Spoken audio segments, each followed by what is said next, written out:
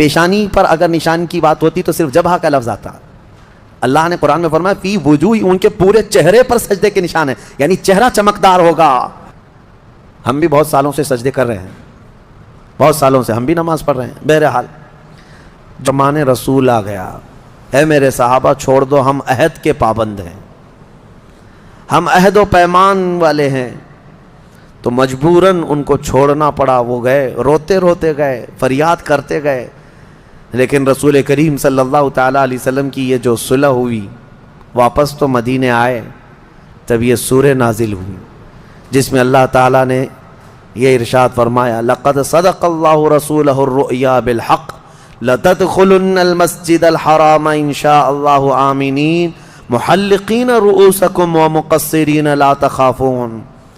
اللہ تعالیٰ اپنے رسول کا خواب سچ کر دکھایا، بے شک کہ ضرور ضرور رسول آپ داخل ہوں گے مسجد حرم میں، وہ بھی امن و امان کے ساتھ مسجد حرم میں آپ آئیں گے.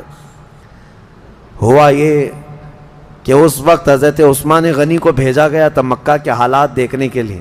حضرت عثمان مکہ والوں میں معزز تھے، ان کی لوگ عزت کرتے تھے. حضرت عثمان غنی آئے، بات چیت کی غرض سے آئے، تو وہاں جتنے کفار و مشرکین کے سردار تھے انہوں نے دیکھا اور کہا عثمان تم سے ہماری دشمنی نہیں ہے، دیکھو ہم محمد صلی اللہ علیہ وسلم اور ان کے ساتھیوں کو آنے نہیں دیں گے مکہ میں. اور رہی بات عمرہ کی، تم احرام کی حالت میں آئے ہو، احرام کی حالت میں حرم میں آ گئے مکہ میں، کہا تم چاہو تو اپنا طواف کر کے عمرہ مکمل کر لو اور جاؤ. حضرت عثمان غنی نے کہا قسم خدا کی یہ احرام آخری سانس تک بھی باقی رکھنا پڑے تو رکھوں گا، بغیر میرے مصطفیٰ کے عمرہ نہیں کروں گا.